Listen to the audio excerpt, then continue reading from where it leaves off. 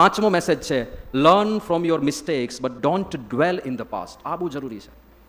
ભૂલ થઈ ગઈ, એમાંથી કંઈક શીખી જાઓ, પણ પસ્તાવામાં ન રહે. મારું આવું કેમ કર્યું, મેં હું કેમ આવું કરી બેઠો, કેમ આવું થઈ ગયું મારાથી, કેમ આવું થઈ ગયું. અરે જે થઈ ગયું તે થઈ ગયું. તમને સમજાય છે ભૂલ થઈ છે, હા થઈ છે. હવે પાછું તમારે ભૂલમાંથી બહાર નીકળવું છે, હા નીકળવું છે, તો ભૂલી જાવ ને ભૂલ થઈ છે. કોઈ વ્યક્તિ કાદવમાં પડી જાય ત્યાં બેસી રહે, હું કાદવમાં પડી ગયો, હું કાદવમાં પડી ગયો. એટલે ઊભો થઈને ચાલવા માંડ, નાહી ધોઈને પાછો આગળ વધ. તો ભૂતકાળમાંથી શીખી લેવાનું છે અને પછી ચિંતા નહીં કરવાની. જે ગમે તેટલી મહાભયંકર ભૂલ થઈ હોય, ઊભા થઈને આગળ વધવા માંડો, ભૂલને ભૂલી જાઓ. પાસ્ટમાં રહેવાનું જરૂર નથી, ખાલી પાસ્ટમાંથી જે મેસેજ લેવાનો છે લઈ લો અને આગળ તમારી જર્ની ચાલુ રાખો. પંચર પડી ગયું હોય તો ત્યાં બેસી રહે, અરે પંચર પડી ગયું, અરે યાર પંચર પડ્યું, અરે અરે અરે પંચર પડી ગયું. એટલે પંચર કરાવો, રિપેર કરાવો અને બસ આગળ ધપાવો. યાત્રા છે ને, જીવન એક જર્ની છે, એને સતત આગળ ધપાવવાની હોય છે.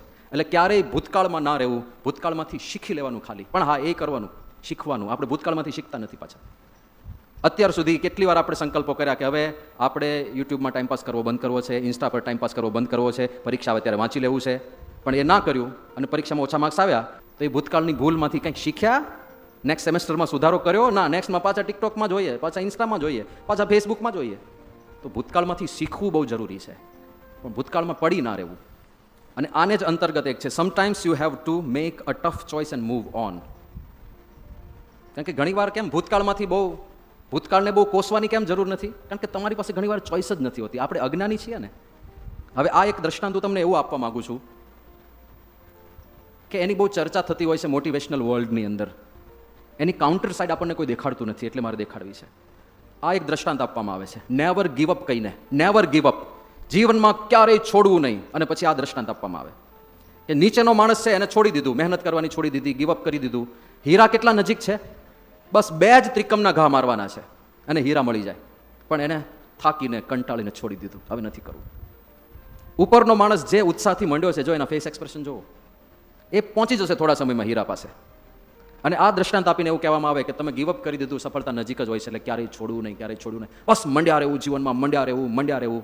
પણ સિદ્ધાંત એ છે, sometimes you will have to give up. શું કામ? આ સિનારીઓ દેખાડવામાં આવે છે, પણ આ સિનારીઓ નથી દેખાડવામાં આવતો. હીરા હોય જ નહીં તો હવે કયો વધારે ભાગ્યશાળી માણસ કહેવાય? નીચેવાળો.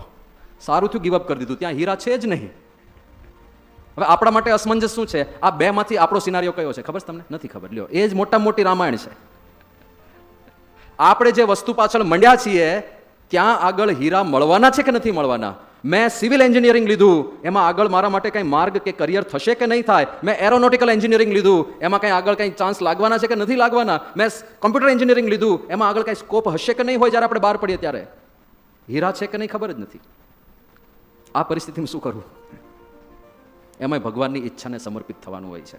કારણ કે જો ભગવાનને આપવાની ઈચ્છા હશે ને આપણી મહેનતને પુરુષાર્થ હશે તો કોઈની તાકાત નથી કે આપણી પાસેથી જે મળવાનું હોય એ છીનવી શકે.